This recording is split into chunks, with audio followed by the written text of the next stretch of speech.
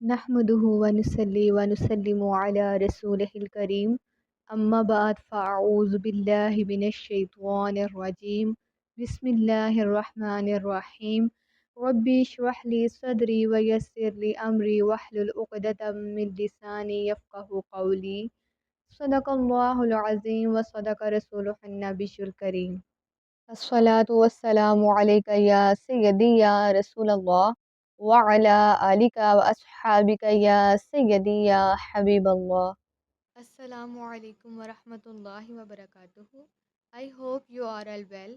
May Allah bless you and your family with countless blessings. بہت ہی خوبصورت حدیث مبارکہ کے ساتھ آج آپ کے سامنے حاضر ہوں. جو لوگ میرے چینل پر نئے ہیں ان سے درخواست ہے کہ میرے چینل کو ضرور سبسکرائب کیجیے گا.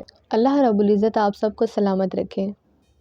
چلیے آئیے حدیث مبارکہ کا مطالعہ کرتے ہیں. وعن ثوبان قال قال رسول اللہ صلی اللہ علیہ وسلم ما من عبد مسلم يقول اذا امسى واذا اصبح ثلاثا رضيت بالله ربا وبالاسلام دينا وبمحمد نبيا الا كان حقا على الله ان يرضيه يوم القيامه.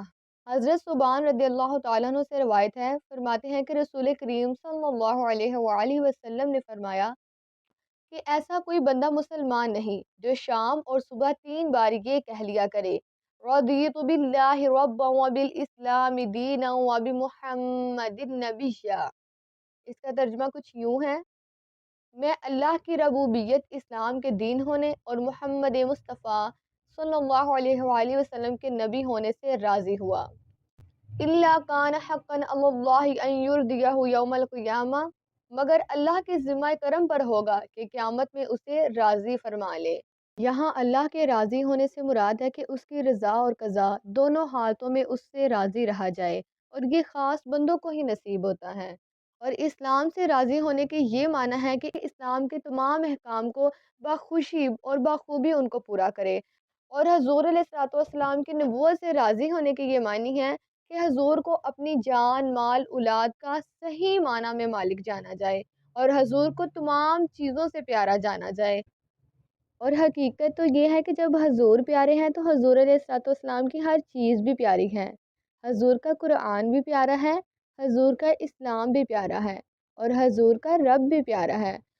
اور المختصر کے تمام محبتوں کا دار و مدار عشق مصطفیٰ پر ہی ہے. اور کسی شاعر نے کیا خوب کہا ہے: رخ مصطفیٰ وہ کتاب ہے جو محبتوں کا نصاب ہے. سبحان اللہ.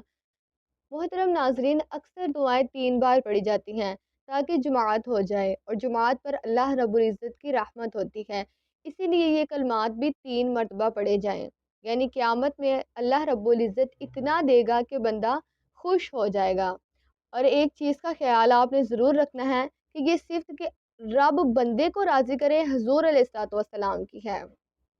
رب تعالیٰ نے فرمایا وَلَسَوْفَ يُعْطِيكَ رَبُّكَ فَتَرْضَىٰ، اور بے شک قریب ہے کہ تمہارا رب تمہیں اتنا عطا کرے گا کہ تم راضی ہو جاؤ گے.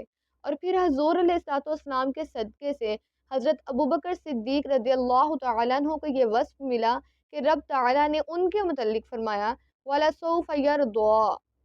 چلتے چلتے ایک بہت ہی خوبصورت واقعہ یاد آ گیا کہ ایک مرتبہ حضور علیہ الصلوۃ والسلام نے حضرت ابوبکر صدیق رضی اللہ تعالیٰ عنہ کو بسیدہ لباس میں دیکھا تو فرمایا کہ اے ابوبکر، تم پر ایک وقت تھا خوشحالی کا، اب تمہیں دین کی وجہ سے کتنی مشکلیں اٹھانی پڑ رہی ہیں.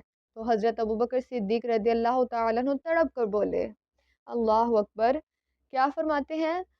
حضرت ابوبکر صدیق تڑپ کر بولے، کہنے لگے کہ اگر ساری زندگی میں اسی مشقت میں گزار دوں اور شدید عذاب میں مبتلا رہوں، حتیٰ کہ مجھے ٹھنڈی ہوا کا جھونکا بھی نصیب نہ ہو، اے محبوب دو عالم صلی اللہ علیہ وآلہ وسلم، آپ کی معیت کے بدلے میں یہ سب کچھ کرنے کے لیے تیار ہوں، اور یہ میرے لیے آسان ہے.